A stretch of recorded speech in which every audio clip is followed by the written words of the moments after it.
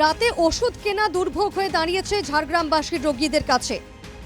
বন্ধ থাকছে 24 ঘন্টা পরিষেবা দেওয়া ন্যায্য মূল্যের ওষুধের দোকান।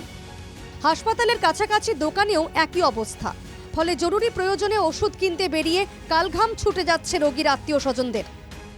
আমরা হসপিটালে গেলাম, হসপিটালে একটা ন্যায্য মূল্যের দোকান নতুন খুলেছে ভিতরে। ওখানে যাওয়ার পর ওখানে তো অর্ধেক ওষুধ থাকেই না, ম্যাক্সিমাম ওষুধই বলছে নেই, যে ওষুধ বলছে সেগুলো নিয়ে বলছে। তারপরে ডাক্তারকে ফোন করলাম, ডাক্তার এই ব্যাপার ওষুধ তো পাচ্ছি না।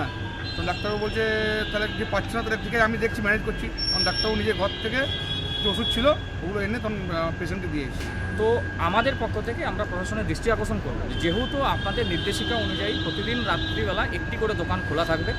সেই দোকান খোলার নির্দেশিকার যে আপনারা তালিকা দেন, সেখানে যেমন দোকানের নাম থাকে, ফোন নাম্বার থাকে, সঙ্গে যুক্ত করা হোক তার ঠিকানা, এবং যাতে রাত্রিকালীন সেই দোকানটি যাতে খোলা থাকে তা সুনিশ্চিত করার জন্য মনিটরিং করা।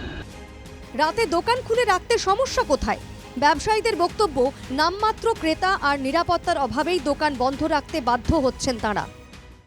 এবং সবথেকে বড় কথা হচ্ছে, আজকে যদি আমরা নিরাপত্তা না পাই তাহলে আমরা দোকানটা কিভাবে খুলব, এটা একটা ব্যাপার আছে। আপনাকে কি সিভিক দেওয়ার কথা? আমাদের সিভিক দেওয়ার কথা। এবার মানে কোনোদিন সিভিক আসে, কোনোদিন আবার সিভিক থাকেও না। এবার আমরা কোথায় জানাবো, কিভাবে জানাবো, সেটাই আমরা তো জানি না। আমার কাছে সেরকম কোনো ইনফরমেশন নেই যে খোলা নেই।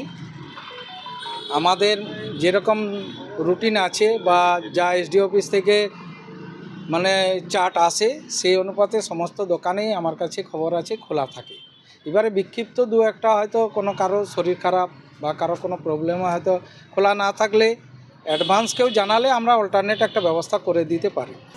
সমস্যা নিয়ে ওষুধ দোকানদারদের সাথে আলোচনা করবেন বলে জানিয়েছেন জেলা শাসক। একই সঙ্গে ন্যায্য মূল্যের ওষুধের দোকান খুলে রাখারও নির্দেশ দিয়েছেন তিনি।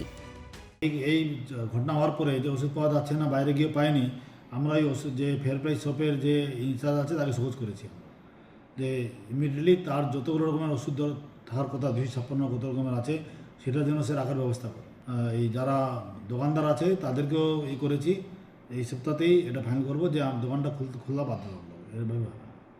সমস্যা সমাধান কবে হবে সেদিকেই তাকিয়ে ঝাড়গ্রামবাসী। ঝাড়গ্রাম থেকে টুটুন দাসের রিপোর্ট, এনকেটিভি বাংলা।